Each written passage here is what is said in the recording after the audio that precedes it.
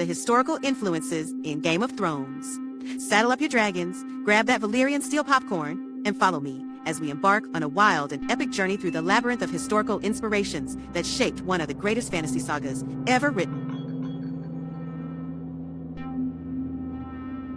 Number 10, the Seven Kingdoms and the Heptarchy. Ah, the mighty Seven Kingdoms of Westeros. Yet did you know that this mythical political concoction mirrors Earth's own historical manifestation known as the Heptarchy? In ancient England, 7 distinct kingdoms jostled for power and prestige, just like the tumultuous families in our beloved series. Wessex, Sussex, Kent, East Anglia, Mercia, Northumbria, and Essex, each with its own royal drama and Shakespearean interludes, echoing the cutthroat politics and alliances that make Game of Thrones such a spicy meatball of intrigue. Number 9, King's Landing and medieval London. Picture King's Landing with its teeming markets, grimy streets, and awe-inspiring fortresses. Now let's travel back to medieval London with its staggering mixture of wealth, squalor, and those swirling political conspiracies. GRRM's vivid capital practically leaps off the pages, much like London did in the Middle Ages when it burst with life by the Thames. Roomy-eyed street vendors shout where, noblemen's carriages thunder past, while the clandestine schemes barrel through palatial halls. Sound familiar?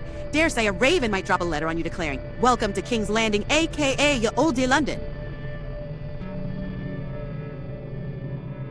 Number 8, Ironborn and the Vikings. Calling all seafaring marauders, the Ironborn are in the house. These salt-soaked inhabitants of the Iron Islands, with their raiding and pillaging ways, are undeniably inspired by the Vikings. Picture rugged seawolves braving icy waves, raiding coastal villages, and invoking the power of the drowned god. While Viking warriors invoked Odin and Thor, Ironborn echo their ferocity and seafaring prowess, sailing ships that seem only a thunderstorm away from Valhalla.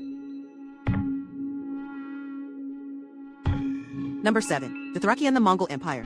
Hold on to those horse reins because the Dothraki are charging into view. These fierce nomadic horsemen have a mighty historical antecedent, the Mongol Empire. Like Genghis Khan's formidable warriors, the Dothraki live by the saddle, valuing strength, wild freedom, and intricate hair braids, symbolizing their battle glory. From stunning horse archery to sweeping plains, Daenerys Targaryen definitely had her work cut out dealing with this wild bunch. Number 6, Faith of the Seven and medieval Christianity. Faith can be a double-edged sword, just ask anyone in Westeros. The Faith of the Seven, with its septs, septons, and zealots, draws intricate parallels to medieval Christianity. High septon parallels with the Pope, the zeal of the faith.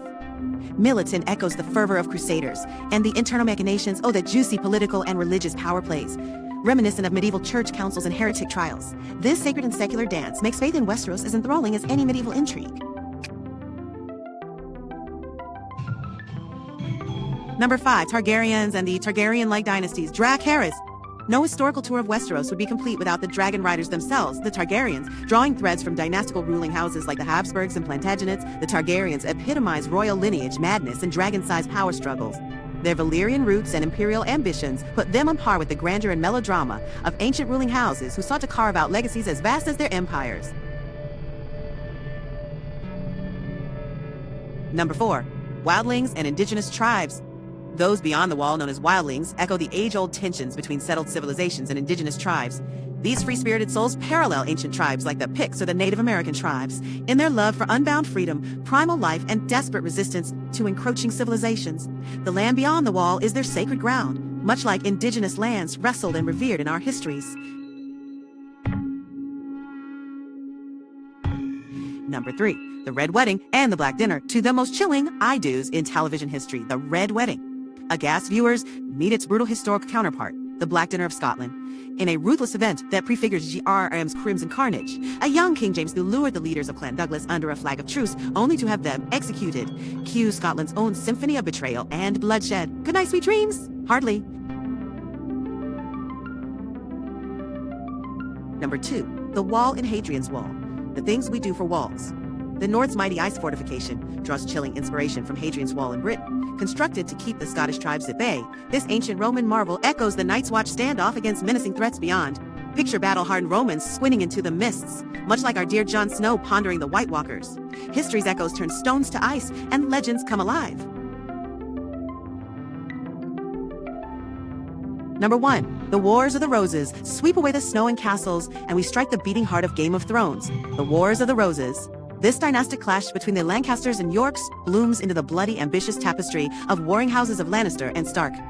George R. Martin, nodding to these English power plays, crafts a saga where roses and swords, intrigue, and outright war clash and vie for the Iron Throne under a Scot blooded with history. And thus, knights and nobles, our journey through the annals of Westerosi history draws to an end. Each turn of history's wheel has spun threads of battles, betrayals, and bravery that echo dimly in the corridors of both our world and the world of Game of Thrones. Truly, the rich historical tapestry threading through GRRM's saga reminds us that while dragons are myth, the human tales of power, ambition, and survival are timeless. Close that tome for now, but beware, the night is dark and full of more histories awaiting us. Until our next epic journey, fare thee well.